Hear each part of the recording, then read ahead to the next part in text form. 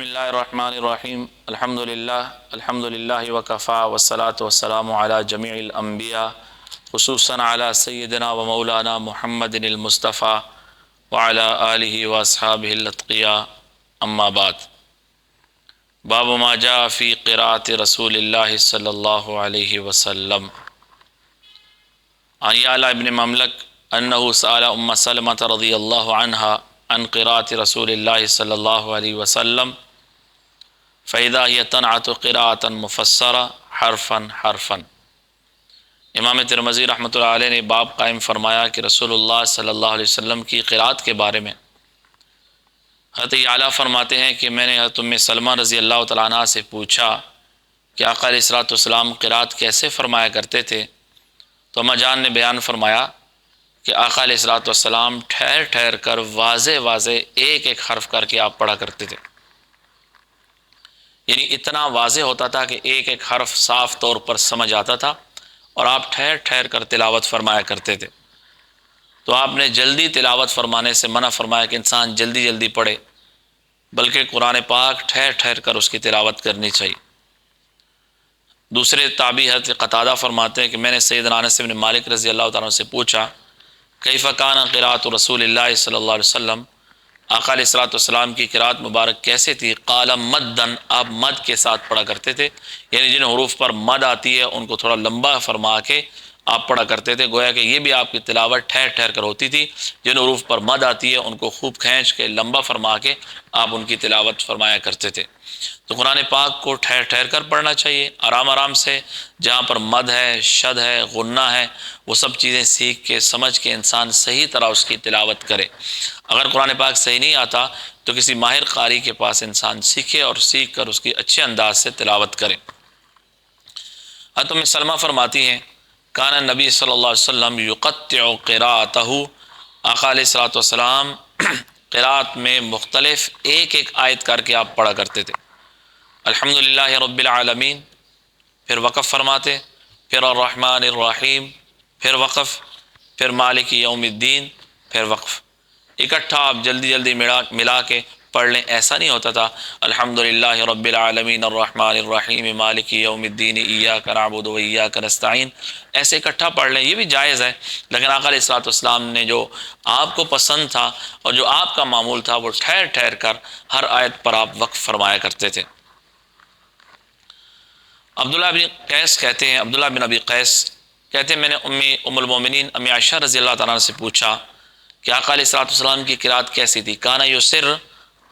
बिलक़िरा अम यजहर, आप ऊँची आवाज़ से क़िराअत करते या जहर। तो अम्मी आयशा ने फरमाया कि आप दोनों अंदाज से पढ़ते थे। बाज़ दफ़ा आप सिर्री क़िराअत फरमाते थे आहिस्ता, और बाज़ दफ़ा जहरा आप ऊँची आवाज़ से तिलावत फरमाया करते थे। तो मैंने कहा अल्हम्दुलिल्लाहिल्लज़ी जअल फ़िल अम्रि सअ, तमाम तारीफ़ें अल्लाह रब्बुल इज़्ज़त के लिए हैं जिन्होंने इसमें गुंजाइश रखी है, वसअत है कि इंसान जैसे भी तिलावत कर ले।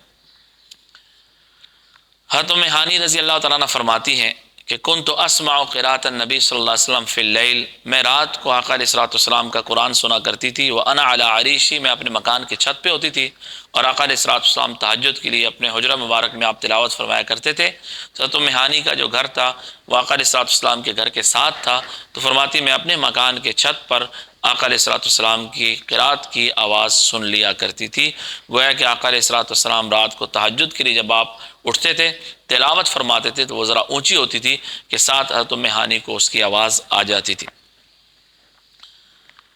मुआविया इब्न क़ुर्रा फरमाते हैं कि मैंने सैयदना अब्दुल्लाह इब्न मुग़फ़्फ़ल रज़ी अल्लाह तआला अन्हु से सुना, आप फरमाते थे राइतु नबी सल्लल्लाहु अलैहि वसल्लम अला नाक़ती यौमल फ़त्ह,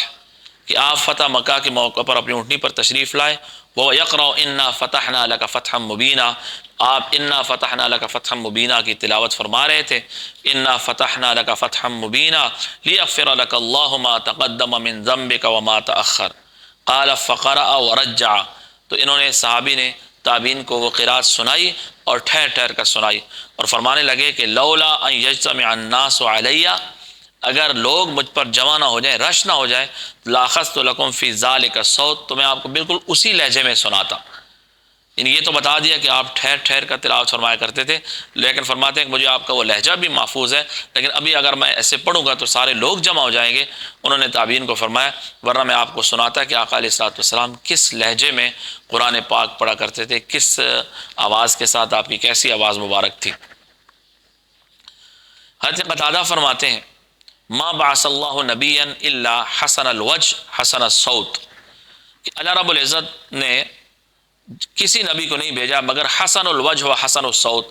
کہ دو صفات ان نبیوں میں پائی جاتی ہیں، ایک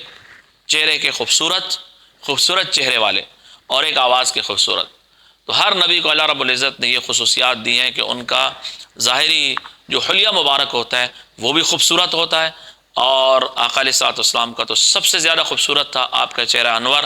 اور وہ دیکھتے ہی انسان آقا علیہ الصلوۃ والسلام کے چہرہ انور کا گرویدہ ہو جاتا تھا، اور اسے آپ کے چہرے کے علاوہ اور کسی چیز کی طرف اس کی نگاہ نہیں جاتی تھی، اتنا آپ کا حسن و جمال تھا۔ اور دوسری آقا علیہ الصلوۃ والسلام کی آواز مبارک بھی بہت زیادہ خوبصورت تھی۔ فرماتے ہیں کان نبیکم حسن الوجہ حسن الصوت، کہ تمہارے نبی صلی اللہ علیہ وسلم کا خوبصورت چہرہ انور تھا، اور آقا علیہ الصلوۃ والسلام کی جو آواز مبارک تھی وہ بھی خوبصورت تھی۔ کان لا یرجع، لیکن آپ گانے کی طرز پر قرآن پاک نہیں پڑھتے تھے، ٹھہر کر تجوید کے ساتھ خوبصورت عربی لہجے میں آپ قرآن تو پڑھا کرتے تھے، لیکن گانے کے انداز میں گا کر قرآن پڑھیں آپ ایسا نہیں فرماتے۔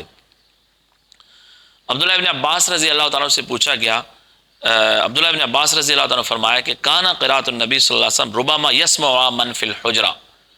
کہ آقا علیہ السلام کی آواز مبارک کتنی بلند ہوتی تھی۔ تو عبداللہ ابن عباس رضی اللہ تعالیٰ فرماتے ہیں کہ آپ بعض دفعہ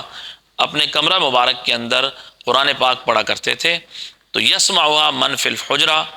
جو باہر سین میں لوگ ہوتے تھے وہ سن لیا کرتے تھے، وہ فی البیت، اور آپ اندر کمرے میں ہوتے تھے، تو آپ کمرے میں تلاوت کریں، باہر جو سین میں بندہ ہوتا تھا وہ سن لیتا تھا، یعنی قدر بلند ہوتی تھی آپ کی قرات، تو اتنا اونچی نہیں کہ بہت دور تک جائے، لیکن اتنی اونچی کہ سین تک چلی جائے۔ حضرت ام ہانی رضی اللہ تعالیٰ گھر بھی جو کہ ساتھ تھا تو اس میں بھی آواز بعض دفعہ چلی جاتی تھی۔ تو یہ آقا علیہ السلام کی قرات مبارک تھی کہ آپ ذرا اونچی آواز سے پڑھتے تھے، ٹھہر ٹھہر کر پڑھتے تھے، اور مد کے ساتھ پڑھتے تھے۔ جلدی جلدی پڑھنا یہ آپ کو پسند نہیں تھا، آپ نے اس سے منع فرمایا، تو ٹھہر ٹھہر کر آپ دھیان سے قرآن پاک کی تلاوت فرمایا کرتے تھے، جس کو عام بندہ بھی سمجھ سکتا ہے۔ اس دوران آقا علیہ السلام چونکہ آپ کی جو تلاوت مبارک ہوتی تھی تو اس کا ایک ایسا تأثر تھا کہ اس کی وجہ سے آپ کی چہرہ انور سے، آپ کی آنکھ مبارک سے آنسو بھی آتے تھے، اور آپ پر گریہ بھی طاری ہو جاتا تھا، آپ رو کر قرات فرمایا کرتے تھے۔ تو چنانچہ آپ کی قرات کے فوراً بعد امام ترمذی رحمۃ اللہ علیہ نے بیان فرمایا باب ما جاء فی بکاء رسول اللہ صلی اللہ علیہ وسلم، کہ رسول اللہ صلی اللہ علیہ وسلم کے رونے کا تذکرہ، کہ آپ قرات کے دوران بھی اور ویسے بھی آپ روتے تھے۔ مطرف بن عبداللہ بن شخیر کہتے ہیں، اپنے والد صاحب سے نقل کرتے ہیں، صحابی رسول ہیں، فرماتے ہیں میں آقا علیہ السلام کے پاس آیا، وہ یصلی، آپ نماز پڑھ رہے تھے، ولجوفی عزیز کا عزیز المرجل من البکاء، تو رونے کی وجہ سے آپ کے سینہ انور سے ایسی آواز آ رہی تھی جیسے ہنڈیا کے جوش مارنے کی آواز ہوتی، اس طرح آقا علیہ السلام کی آواز آ رہی تھی آپ کے سینہ اطر سے، کہ آپ پر گریہ طاری تھا اور آپ رو رہے تھے اور آپ قرآن پاک کی تلاوت فرما رہے تھے۔ دوسری حدیث میں سیدنا عبداللہ ابن مسعود رضی اللہ تعالیٰ فرماتے ہیں کہ قال لی رسول اللہ صلی اللہ علیہ وسلم اقرأ علیہ، مجھے حضور نے فرمایا کہ مجھے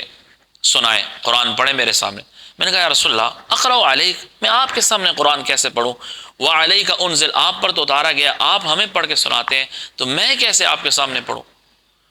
آپ نے فرمایا انی احب ان اسمع من غیری، میرا دل چاہتا ہے میں کسی اور سے سنوں، آج آپ پڑھیں میں سنتا ہوں۔ ویسے تو آقا علیہ السلام قرآن پاک کی تلاوت فرماتے تھے، صحابہ کرام سنتے تھے، حضرت عبداللہ ابن مسعود کو، حضرت ابی ابن کعب کو، اس طرح کچھ صحابہ کرام کو یہ اعزاز حاصل ہے کہ ان کو حضور نے فرمایا تم پڑھو میں سنتا ہوں۔ تو روایات میں حضرت عبداللہ ابن مسعود کا بھی آتا ہے، اور ایک دوسری جگہ پر ایک اور وقت میں آپ سیدنا ابی ابن کعب رضی اللہ تعالیٰ عنہ کے بارے میں آتا ہے، آپ نے ان کو بھی یہ سنایا، ان کو بھی یہ فرمایا۔ سیدنا عبداللہ ابن مسعود رضی اللہ تعالیٰ عنہ کو آپ نے فرمایا کہ آپ پڑھو میں تم سے سنتا ہوں۔ فرماتے میں نے سورہ نساء شروع کی، اور چلتے چلتے جب اس کی 40 آیتیں میں نے پڑھی، اور میں نے 41ویں آیت پڑھی کہ فَكَيْفَ إِذَا جِئْنَا مِنْ كُلِّ أُمَّةٍ بِشَهِيدٍ وجئنا بک علی ہؤلاء شہیدا، اس وقت کی کیا حالت ہوگی جب ہم آپ کو ہمار امت میں ایک گواہ لائیں گے اور آپ کو آپ کی امت پر گواہ لائیں گے۔ تو قیامت کا منظر جب انبیاء کرام اپنے کچھ لوگوں کے حق میں کچھ لوگوں کے خلاف گواہی دیں گے تو آقا علیہ الصلوۃ والسلام اپنی امت کے بارے میں گواہی دیں گے،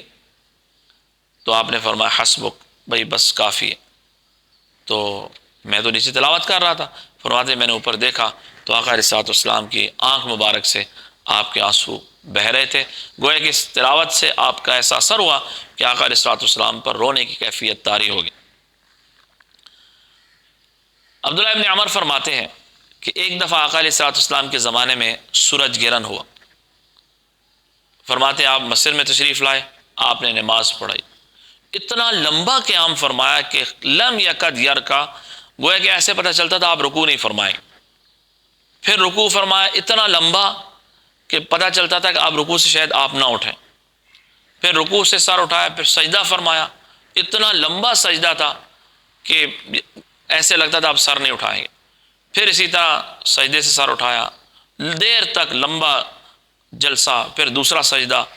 ہر ایک میں ایسے لگتا تھا کہ گویا کہ دوسرا رکن نہیں فرمائیں گے، قیام اتنا لمبا کہ رکوع نہیں فرمائیں گے، رکوع سے کھڑے ہوئے اتنا لمبا گویا کہ آپ سجدہ نہیں ہوگا، سجدہ اتنا لمبا گویا کہ آپ اٹھیں گے نہیں۔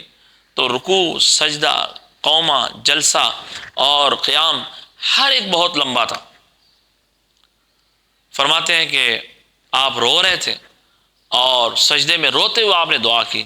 رب الم تعدنی اللہ تعذبہم وانا فیہم، یا اللہ آپ نے مجھ سے وعدہ نہیں کیا تھا کہ آپ انہیں عذاب نہیں دیں گے جب تک میں ان کے بیچ میں ہوں، یا اللہ آپ نے وعدہ نہیں کیا تھا مجھ سے کہ میں عذاب نہیں دوں گا ان کو جب تک یہ استغفار کرتے ہیں، یا اللہ ہم استغفار کر رہے ہیں۔ تو اتنا آپ روئے، اتنا آپ کے آنسو مبارک جاری ہوئے، آپ نے 2 رکعت انتہائی لمبی پڑھی، صحابہ فرماتے ہیں کہ جب 2 رکعت سے آپ نے سلام پھیرا سورج گرہن ختم ہو چکا تھا۔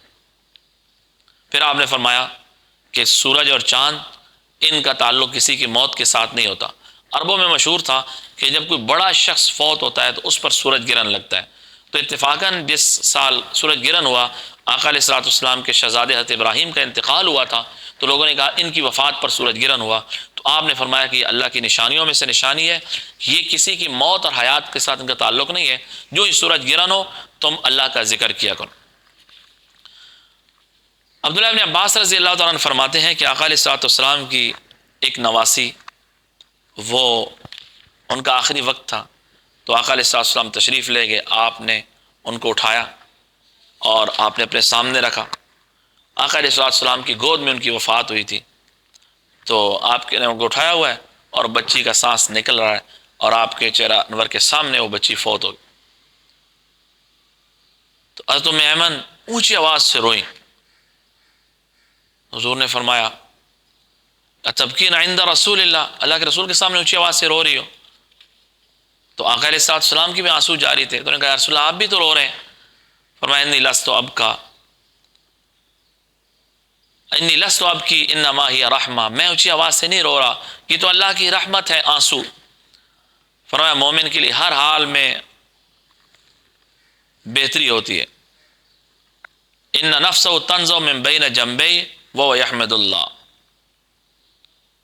آقا علیہ الصلوۃ والسلام نے فرمایا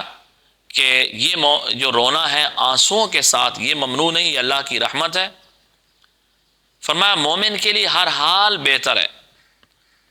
جب اس کا اپنا روح بھی نکل رہا ہو تب بھی وہ کیا ہے اللہ رب العزت کی حمد و ثنا کرتا ہے۔ مسلمان کی تو ہماری نواسی کی اس کا وصال ہے، مومن کا جب اپنا روح نکالا جائے تب بھی وہ کیا ہے اللہ کی حمد و ثنا کر رہا ہو، ہر حال میں مومن کو اللہ کی تعریف کرنی چاہیے۔ گویا کہ آپ نے میت پر رونے سے منع نہیں فرمایا، لیکن آنسوؤں والا رونا، زبان والے رونے سے منع فرمایا۔ اونچی آواز سے چیخنا چلانا نہیں ہے، ہائے نہیں کرنا، واویلا نہیں کرنا، لیکن خاموشی زبان سے آنکھوں سے آنسو جاری ہوں اس پر کوئی پکڑ نہیں۔ فرمایا اللہ اس پر عذاب نہیں دیتے، اس پر عذاب دیتے ہیں، تو زبان سے اونچی آواز سے نہ روئے، آنسو بہہ رہے کوئی بات نہیں۔ امی عائشہ فرماتی ہے آقا علیہ الصلوۃ والسلام نے قبل عثمان ابن مظعون وهو میت وهو یبکی قال عیناہ تحرقان، صحابی رسول حضرت عثمان ابن مظعون، آپ مدینہ منورہ تشریف لائے تو سب سے پہلے ان کا انتقال ہوا،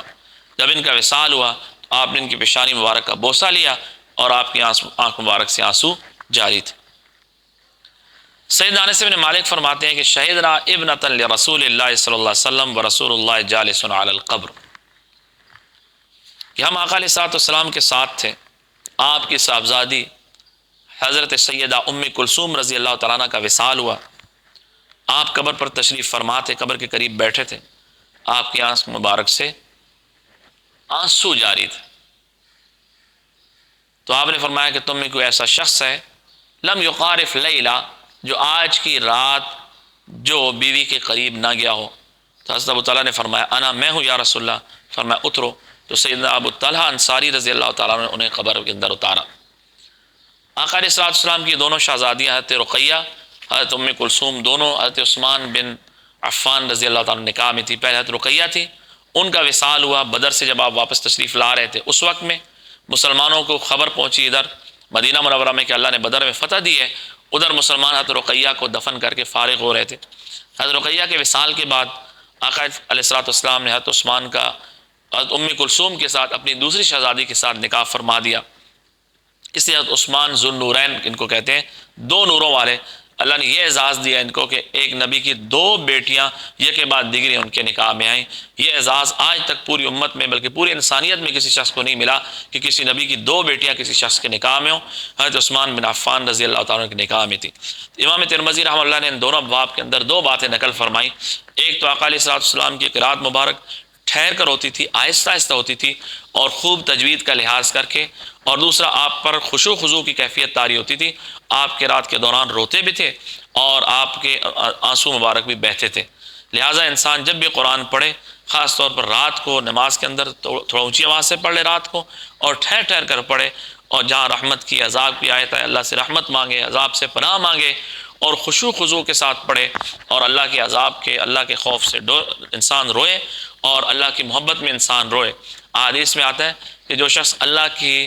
عذاب کے ڈر کی وجہ سے روتا ہے اور اس کی آنکھ سے آنسو جاری ہو جاتا ہے، مکھی کے سر کے برابر کیوں نہ ہو، اس کا جہنم میں جانا اتنا مشکل ہے جتنا